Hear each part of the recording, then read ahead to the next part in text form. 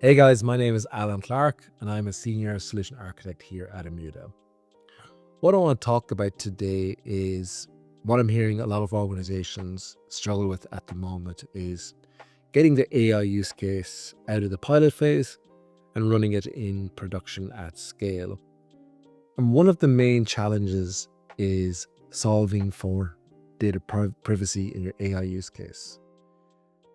A concern that a lot of organizations have is they will allow or require their agentic AI agents to access their customer sensitive personal information as part of the use case. What I want to show is how we can solve that by breaking down into a number of easy to understand steps and then showing how within the Immuta we can actually go and solve that problem for you. So how do we do it? So at the very start, we need to understand the business use case. And the reason it's so important to understand the use case is that will help you identify the data that your agentic AI agents need to access. Once you understand the data they need, then you need to understand of that data, what type of data is it? Is it sensitive or non-sensitive? And then understanding that sensitivity of the data.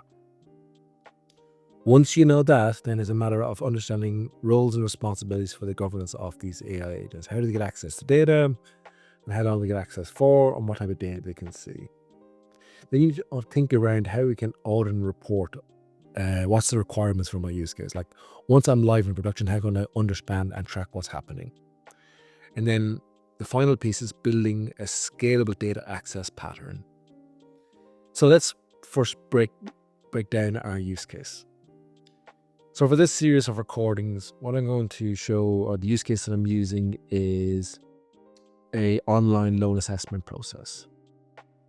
So a very typical business use case where customers can either interact with through online chat, they can lodge an application through an online form, or third-party brokers can submit loans on behalf of their customers via API. So what the use case is doing is it's checking that the loan application has all the appropriate documents, so all of your unstructured data, which is your driver's license, your credit card transactions, pay slips, that type of information.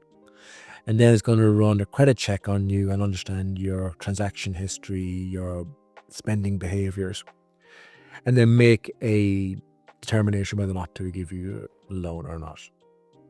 So the way that we're structuring this use case is that we're going to break it into a number of AI agents, and each agent will perform a specific task.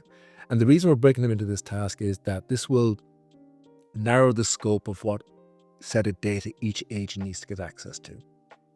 So sitting over the top, we have our supervisor agent. So this supervisor agent will either interact directly with the online chat, or it can pick up the loan application once it's submitted, or when the API request has been pushed down. The supervisor agent will first of all call the information collections and storage agent over here. This AI agent's responsibility is to go and understand what documents have been uploaded and provided as part of the loan application, and verify that all those documentation is correctly fulfilled and contains all the relevant information. So this AI agent needs to get access to the data in S3. So we'll store all this loan information, all those loan documents in the S3 bucket. So the AI agent information collection and storage will make a determination whether all the documents have been provided and they've been successfully fulfilled. And it will send a response back to supervisor agent of the success or outcome of that. Once supervisor agent receives a response, if there are more documents required, they can ask the customer for more information, or alternatively, if it has all the documentation, it can go to the next step in the process, which is doing a credit risk assessment. It will then invoke a separate agent, and this agent's job is to run transactional analysis of that user, such as credit check, their spending habits, and all transaction history. All this data lives in Snowflake, So this agent only needs access to a small set of data within Snowflake.